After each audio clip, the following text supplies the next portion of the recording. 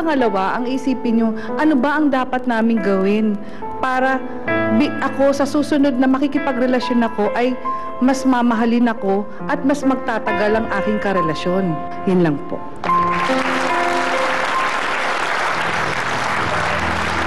Mang Willie, bilang lalaki, hindi po ako sang-ayon sa ginawa mong pagbibigay ng maraming kadahilanan.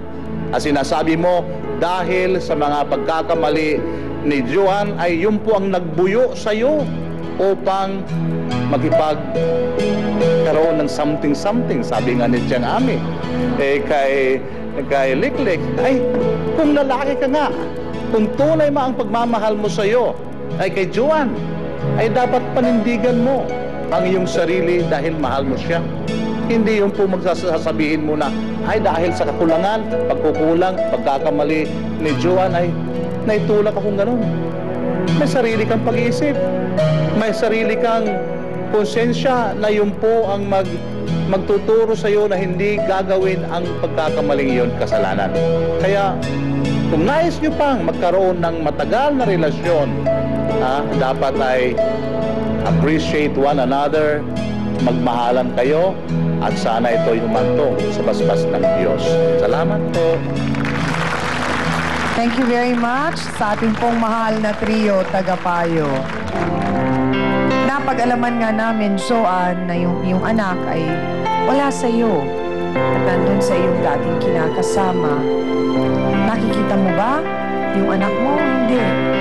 Nakakausap mo? Hindi rin. Hinanap mo ba? Sinubukan mong hanapin? Opo. Kaso hindi ko po talaga alam kung nasaan sila yun. Nasa ilang taon na daw ang bata? Mag-aapat na po. 4.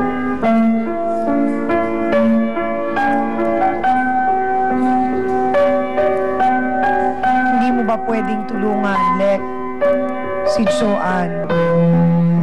Dahil, Lek, sa maraming beses, kung iisipin mo, nakatulong din naman si Ate Joan mo sa'yo. Dun sa mga maliliit na bagay na mga inihiram mo rin sa kanya, hindi ba? Hayaan mo, ta. Masabi ko sa uncle para makita mo anak mo. Sa probinsya sila. Ayaw nila pa sa'yo. Masakit din para sa Ate Joan yung ginawa mo. Pasensya sa nagawa ko. Kaya mo tutulungan. Makita mo yan. Alam mo naman yung gusto ko talaga makita yung anak ko eh. At sana din, Joan, Aling Emeline, tayo po yung mga babae pare-pareho.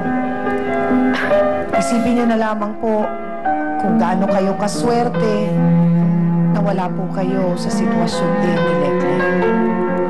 So sana, kaysa batuhin natin siya ng mga pangungutya, chismis at kung ano-ano, bakit di natin siya tulungan?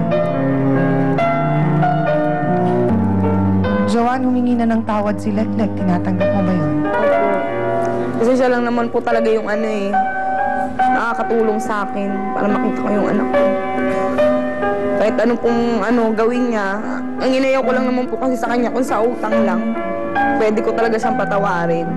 Kasi yung nangyari nga sa kanila, kumbaga yung tiwala ko nabawasan. Kaya sana lang wag nang mauulit. Kuya Willie, mayroon pa ba kayong gustong sabihin kay Joan? Ano lang, hihingi na lang ako ng tawad. Love. Sana patawarin mo ako. Ano man nangyari sa amin ni Leklek? Hindi na mauulit yun. Promise. At saka siguro, Mang Willie, kung may problemang ganun kay Joan, sabihin natin sa palambing na paraan. Diba? Tsaka baka unawain nyo rin, di pa siya ganong karunong magluto, di turuan ninyo. At Joan, totoo yun, yung mga sinabi ni Doktora kanina. So sana, naging eye-opener yun sa'yo para din ma-realize mo na may mga bagay tayong kailangang isakripisyo pag tayo ay nasa isang relasyon na o pag tayo may asawa o may kinakasama. So hangad namin na sana ay matagpuan mo rin ang iyong anak at hangad namin din na maayos pa itong relasyon ninyo ni Mang Willie. So, Mang Willie, doon na kayo magsamping-samping. Doon kayo. Sige na. O, wag mo na dalhin yung silya. Doon ka lang, tumayo ka lang doon.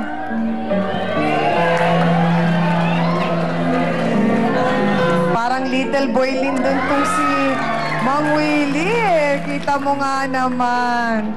Good boy ka na, ha? Promise? Ha? May sasabihin ka ba, Joanne? Kay Lab? Bango na ba ako?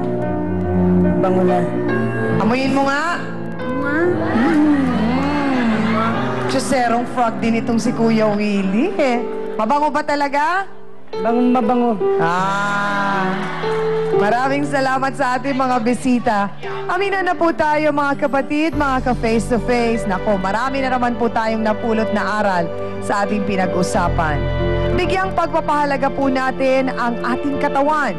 Maging malinis, mabango, at gawing kaaya-aya ito. Linisin po natin ang anumang dumi sa ating pagkatao. Hindi ba't napakasarap marinig kung sasabihin po ng iba na tayo ay beautiful inside and out. Pagsumikapan din po sana nating lahat na magkaroon po ng maganda at mabangong buhay. At para po sa ating face-to-face, heart-to-heart thought for the day, templo ng Espiritu ng ating Diyos ang ating katawan. Kaya naman, nararapat lang na ito ay ating mahalin, pahalagahan, at pangalagaan. Thank you sa inyong lahat mga kapatid! Salamat din sa iyo, Hans Mortel, ang aking co-host sa Dance Squad. Ganon din sa iyo, B1 at B2. Sa ating pong pinakamamahal na trio, Tagapayo. Ang ating mga sausawero at sausawera sa studio.